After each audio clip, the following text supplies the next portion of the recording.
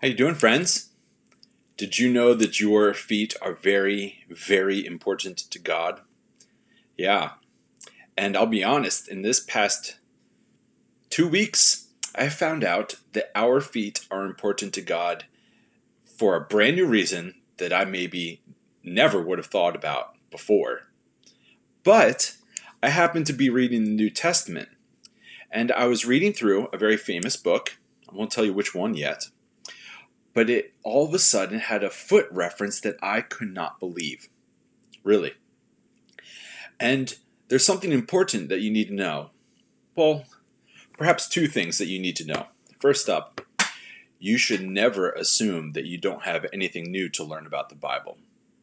So even though I was born and raised in the church and a formal student and informal student of it, I'm still making new discoveries. And as Jim Hornung likes to say, you like the weird ones, don't you, John?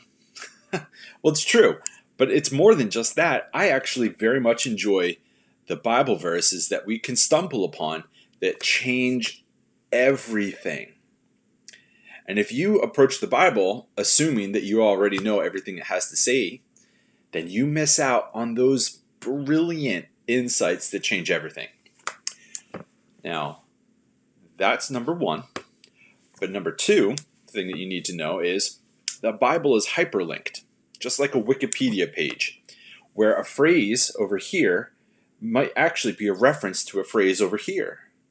And what's said here echoes something said there or builds upon it.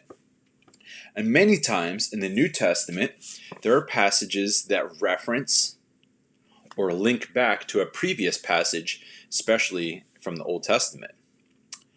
So this week, we're talking about Genesis 3. It's the famous passage.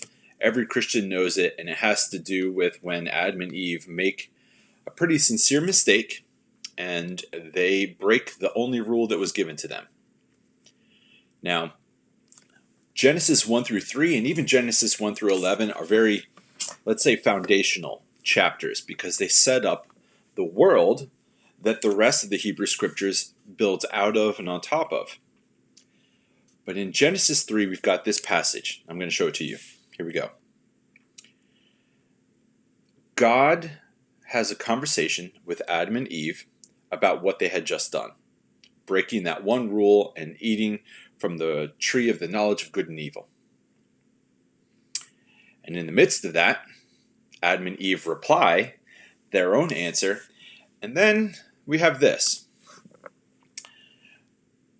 God then speaks to the snake that gave them the idea to break the one rule. And so God says this, "Cursed are you above all livestock and all wild animals. You will crawl on your belly and you will eat dust all the days of your life. And I will put enmity between you and the woman, and between your offspring and hers. He will crush your head, you will strike his heel." Now, in desert culture, snakes are very dangerous.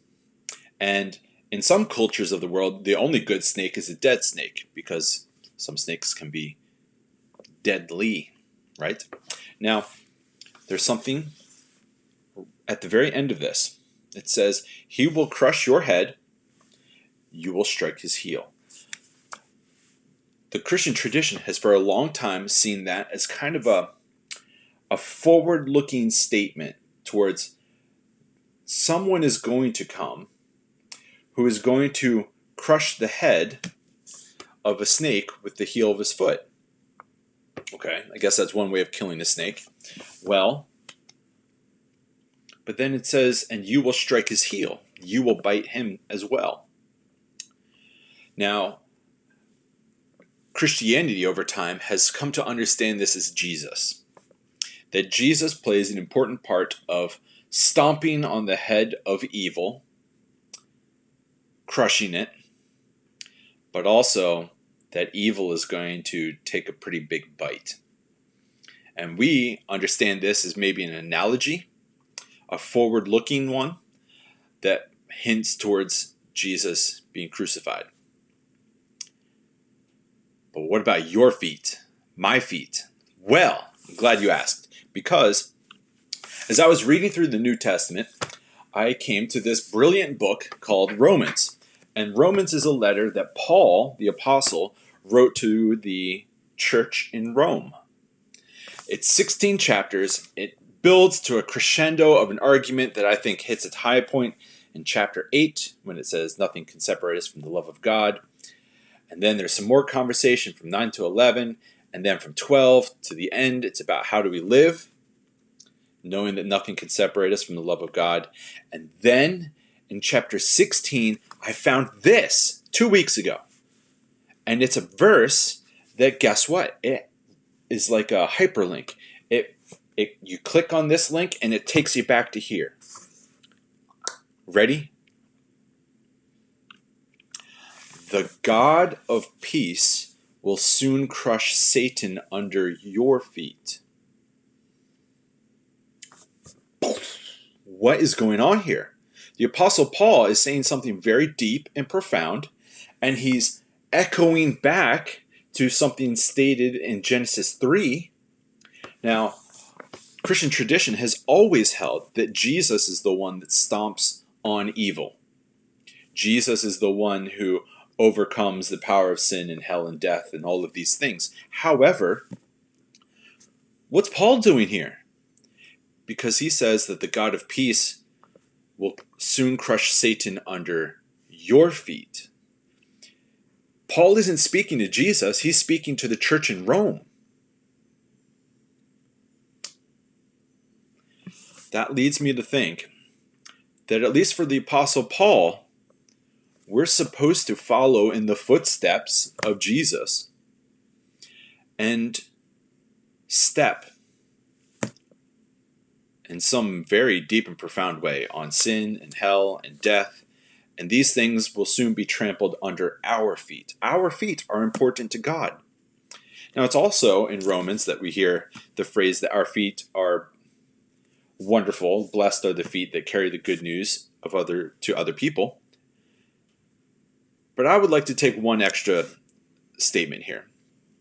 The name Satan comes from Hebrew, which means accuser. And in that name, we also have this understanding that Satan might love to accuse for the sake of punishing. And then we also have this other word, diabolo, which means Satan loves to divide and to separate. Well, maybe you and I are supposed to follow in the footsteps of Jesus by stepping on and doing away with the desire to accuse people just to punish them. To step on and put aside all the ways that we try to separate ourselves from one another. What could be more Christ-like than to do away with that satanic and diabolical impulse and instead learn to speak love to someone and invite them and try to help them to heal and to grow? Or to sit down between people and help them to no longer be separated, help them to no longer be divided, help them to no longer be enemies. One of the ways that we follow in the footsteps of Jesus is to give up the satanic impulse to accuse so that we can punish, but instead speak truthfully so that we can help fix this situation. Because that's what Jesus did. And then also, one of the ways we can follow in the footsteps of Jesus is to give up every impulse we have to be divided against one another. So when it says the God of peace will soon crush Satan under your feet, when I hear peace, I also hear the word shalom. The God of shalom wants to set everything right, not just with Christ's feet, but also with our feet as we follow in the footsteps of Jesus. So that's all I have to say this week. How about that? Romans 16:20. Feel free to go read it for yourself and then maybe cross-check on your own. What does it say in Genesis 3? Because the Bible is hyperlinked and you're always going to be making new connections at all times. So May you be light and life and love to the people around you. May you decrease the suffering in the world, and may the grace and peace of Jesus be with you every step of the way.